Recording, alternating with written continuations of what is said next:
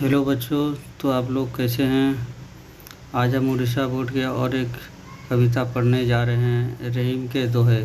इसके जो कवि हैं वो स्वयं रहीम दास जी हैं।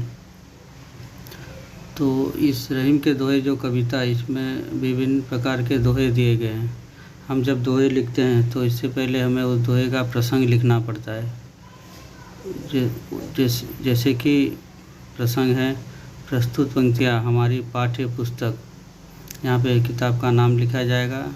पाठ्य पुस्तक के रहीम के दोहे से लिया गया है और इसके जो कवि हैं वह है रहीम दास जी। इतना लिखने के बाद हम भावार्थ लिखेंगे, भावार्थ दोहा का अर्थ लिखेंगे। तो चलिए पहला दोहा पढ़ते हैं। टूटे सुजन मनाइए जो टूटे सो बार, रहीमन फिर फिर पोइए टूटे मुक्ताहार।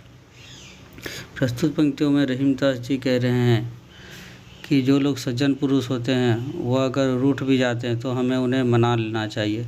चाहे वह 100 बार क्यों ना रूठे तो भी हमें उनको मना लेना चाहिए, क्योंकि सज्जन लोगों का हमारे जीवन में बहुत ही महत्व होता है।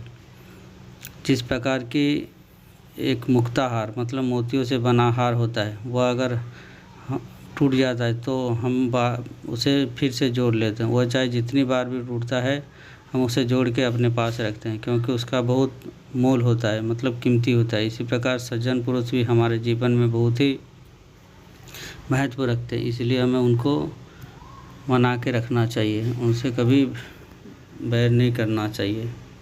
अब दूसरा दोहा है, रहीमन धागा प्रेम का मत तोड़ो चटकाए, टूटे से फिर ना जुड़े जुड़े गांठ पड़ जाए।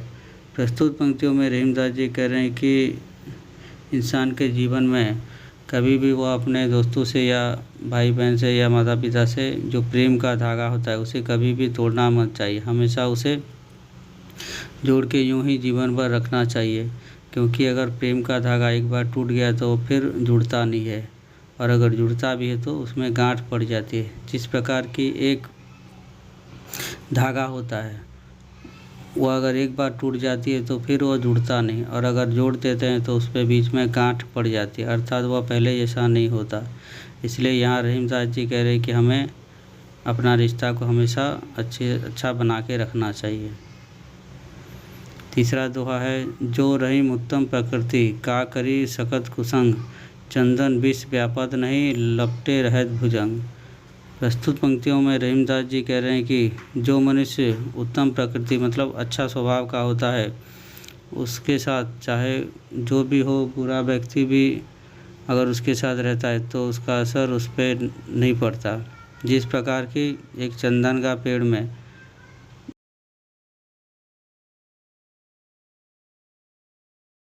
फिर भी उस चंदन का पेड़ में उसका जहर नहीं होता, वह हमेशा अच्छा ही रहता है, उस सांप का असर उस पर नहीं पड़ता। चौथा दोहा है, समय पाए फल होत है समय पाए झरी जात, सदा रहे नहीं एक सी का रहीम पछतात।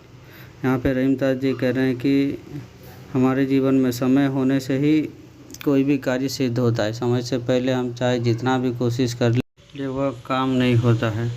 जिस प्रकार समय होने से ही पेड़ में फल होता है, चाहे हम कितना भी पेड़ में पानी दे दे पर हम अगर चाहे तो उसमें फल नहीं हो सकता। तरुवर फल नहीं खात है सरबर पियही न पान, कही रहीम पर काज हित संपत्ति सुजही सुजान। प्रस्तुत पंक्तियों में रहीम दास जी कह रहे हैं कि पेड़, तरुवर अर्थात पेड़ अपना फल कभी नहीं खाता, और सरबर यानी नदी अपना पानी कभी खुद नहीं पीता, वो हमेशा दूसरों को ही पिलाता है। इस प्रकार रहीम दास जी कह रहे हैं कि जो मनुष्य सज्जन पुरुष होते हैं अर्थात अच्छा मनुष्य होते हैं, वह संपत्ति हमेशा दूसरों के लिए संचित करके रखते हैं। अब उस संपत्ति से अपना जीवन में कुछ नहीं करते, वह संपत्ति गरीबों को भलाई में लगा देते हैं। अब अगला दोहा है, जो गरीब सो हित करे धनी रहीम ते लोग, कहाँ सुदामा बापुर कृष्ण मिताई जोग। प्रस्तुत पंक्तियों में रहीम दास जी कह रहे हैं कि जो गरीब सो हित करे, जो गरीबों का भलाई करते हैं रहीम दास उसे ही अच्छा इंसान समझते हैं। जिस प्रकार की कृष्ण और सुदामा की जो दोस्ती होती है, सुदामा बहुत ही गरीब होते हैं लेकिन वह फिर भी भगवान श्री कृष्ण की भक्ति करते रहते हैं और भगवान श्री कृष्ण इतना अमीर होते हुए भी अपने जो गरीब दोस्त हैं उसकी मदद करते हैं।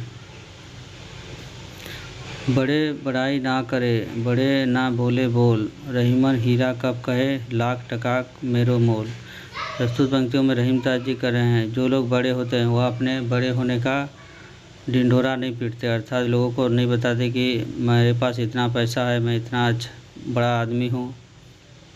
जिस प्रकार की एक हीरा कभी बोलता नहीं है कि मेरा जो कीमत है वह करोड़ों में है, वह कभी किसी को बोलता नहीं, लोग उसको देख के ही जान जाते हैं कि हीरा कितना कीमती है।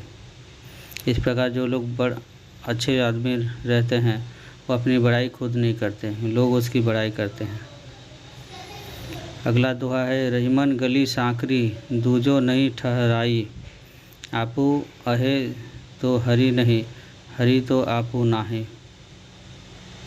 यहाँ पे रहीमदास जी कह रहे हैं कि भगवान के पास जाने का जो रास्ता है वह बहुत ही सकरी है। सकरी अर्थात पूरा पतला गली के जैसा है, उसमें एक साथ हम और हमारा अहम दोनों नहीं जा सकता, कोई भी एक ही जा सकता है।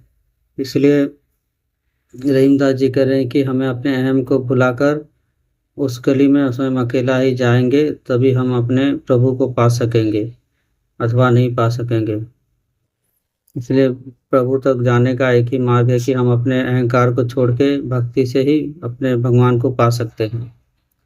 अगला दोहा है, रहीमन देखी पढ़ेन को, लघु ना दीजिए डारी, जहाँ काम आवे सोई कहाँ करे तरबारी। प्रस्तुत पंक्तियों में रहीमदास जी कह रहे हैं कि हमें बड़े चीज़ों को देखकर छोटों को त्यागना नहीं चाहिए, अर्थात जहाँ पर छोटा सा चीज़ काम आता है वहाँ पे बड़ा चीज़ काम नहीं आता।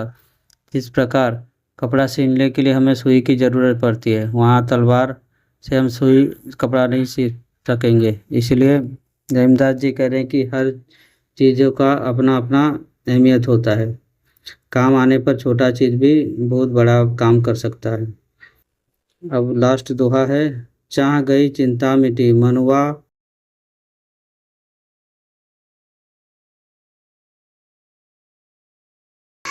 पंक्तियों में रहीमदास जी कह रहे हैं कि जिस मनुष्य के मन से दिल से इच्छा ख्वाहिशें समाप्त हो जाती है उस मनुष्य के जीवन से अपने आप ही चिंता मिट जाती है और मन मस्त मौला आनंदी हो जाता है, क्योंकि इच्छा ही सभी दुखों का मूल है।